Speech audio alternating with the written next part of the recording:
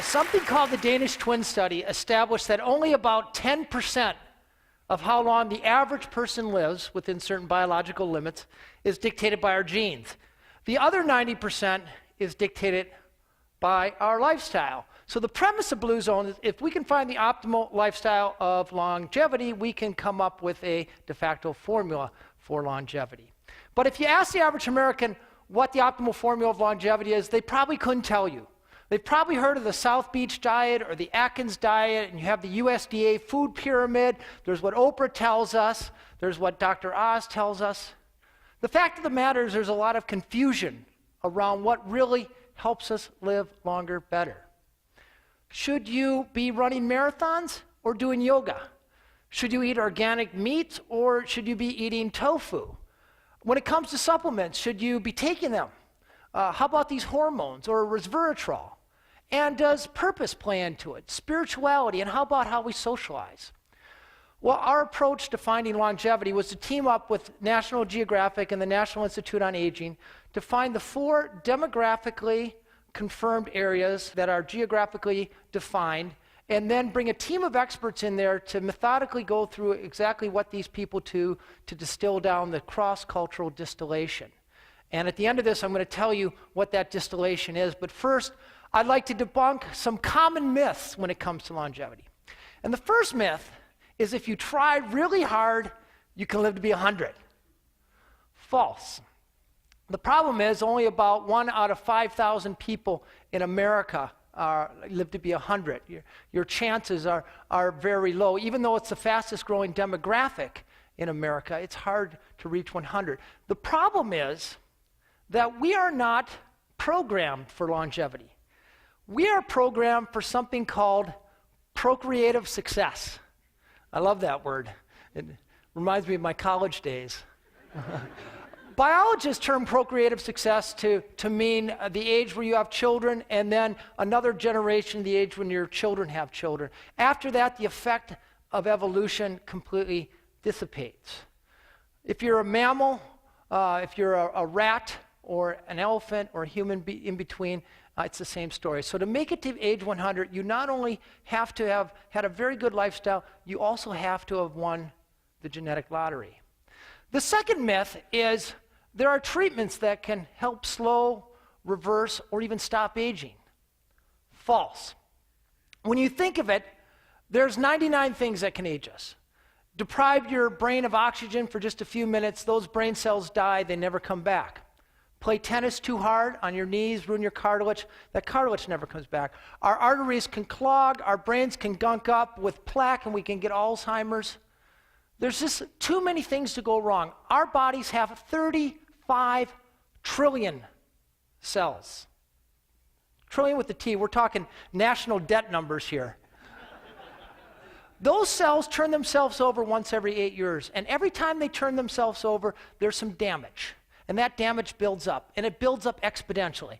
It's a little bit like the days when we all had Beatles albums or Eagles albums, and we'd make a copy of that on a cassette tape and then let our friends copy that cassette tape, and pretty soon, with successive generations, that tape sounds like garbage. Well, the same things happen to our cells.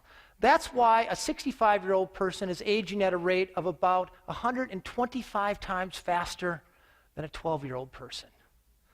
So if there's nothing you can do to slow your aging or stop your aging, what am I doing here? Well, the fact of the matter is the best science tells us that the capacity of the human body, my body, your body, is about 90 years, a little bit more for women. But life expectancy in this country is only 78. So somewhere along the line, we're leaving about 12 good years on the table. These are years that we could get, and research shows that they would be years largely free of chronic disease, heart disease, cancer, and diabetes. We think the best way to get these missing years is to look at the cultures around the world that are actually experiencing them. Areas where people are living to age 100 at rates up to 10 times greater than we are. Areas where the life expectancy is an extra dozen years, and the rate of middle-age mortality is a fraction of what it is in this country. We found our first blue zone about 125 miles off the coast of Italy on the island of Sardinia, and not the entire island. The island's about 1.4 million people, but only up in the highlands, an area called the Norrell Province.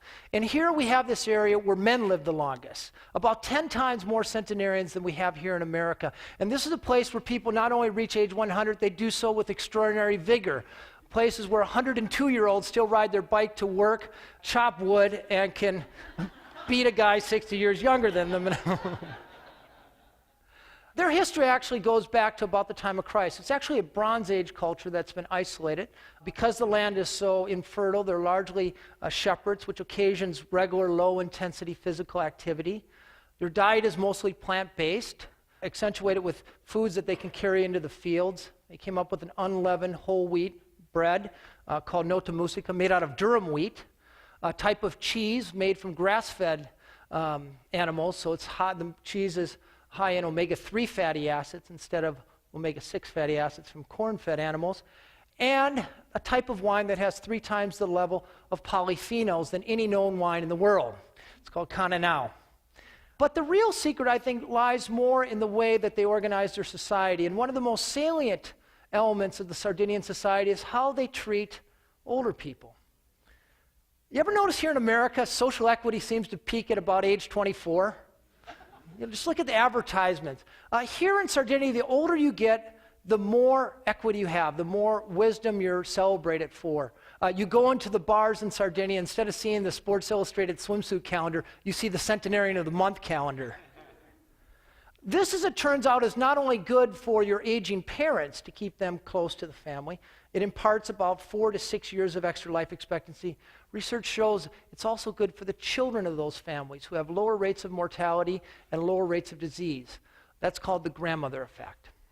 We found our second blue zone on the other side of the planet, about 800 miles south of Tokyo on the archipelago of Okinawa. Okinawa is actually 161 small islands. And in the northern part of the main island, this is ground zero for world longevity.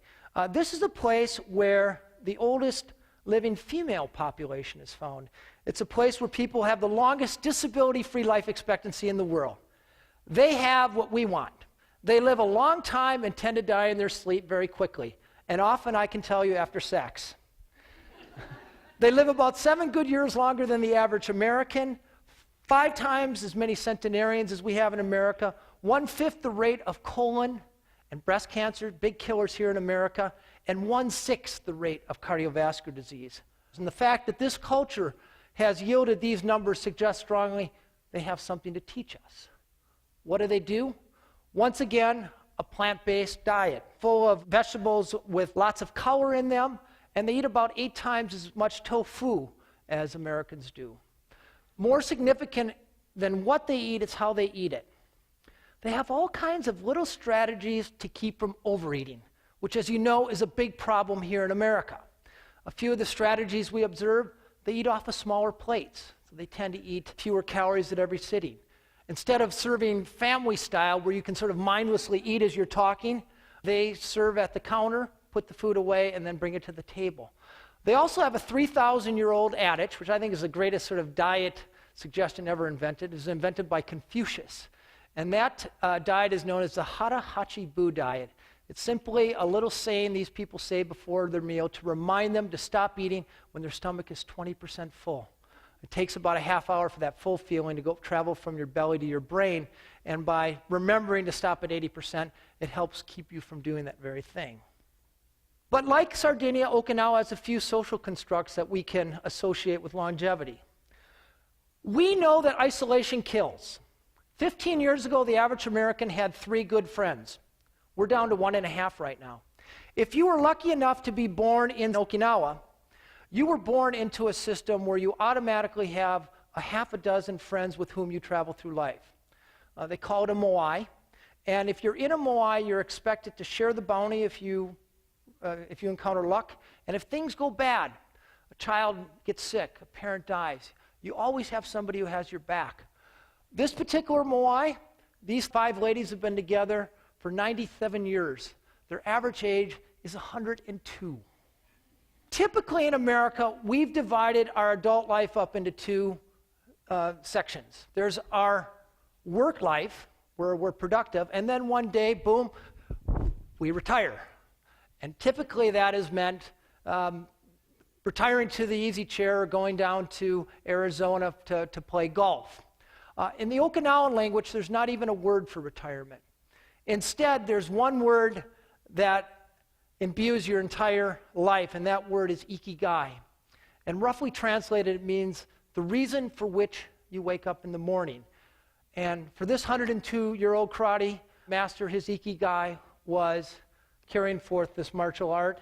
For this 100-year-old fisherman, it was continuing to catch fish for his family 3 times a week. And this is a question. The National Institute on Aging actually gave us a questionnaire to give these centenarians. And one of the questions, they were very culturally astute people put the questionnaire. One of the questions was, what is your ikigai? They instantly knew why they woke up in the morning.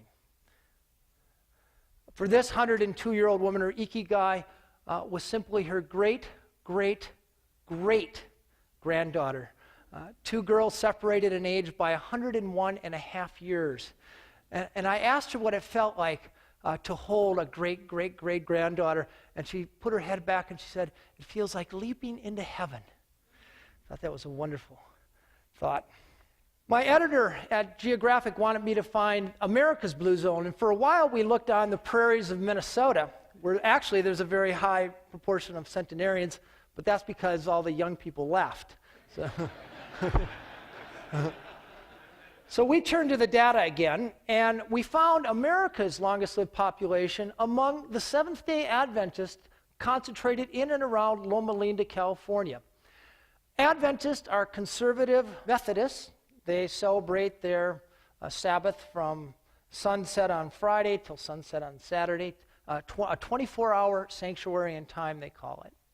And they follow 5 little habits that conveys to them extraordinary longevity, comparatively speaking. In America here, life expectancy for the average woman is 80, but for an Adventist woman, their life expectancy is 89, and the difference is even more pronounced among men, who are expected to live about 11 years longer than their American counterparts. Now, this is a study that followed about 70,000 people for 30 years, sterling study, and I think it supremely illustrates the premise of this Blue Zone project. This is a heterogeneous community. It's white, black, Hispanic, Asian. The only thing they have in common are a set of very small lifestyle habits that they follow ritualistically for most of their lives. They take their diet directly from the Bible, Genesis chapter 1, verse 26, where God talks about legumes and seeds, and on one more stanza about green plants, ostensibly missing his meat. They take this sanctuary in time very serious. For 24 hours every week, no matter how busy they are, how stressed out they are at work, where the kids need to be driven, they stop everything and they focus on their God, their social network, and then hardwired right in the religion are nature walks. And the power of this is not that it's done occasionally. The power is it's done every week for a lifetime. None of it's hard. None of it costs money. Adventists also tend to hang out with other Adventists. So if you go to an Adventist party, you don't see people swilling Jim Beam or rolling a joint. Instead, they're talking about their next nature walk, exchanging recipes, and yes, they pray. But they influence each other in profound and measurable ways.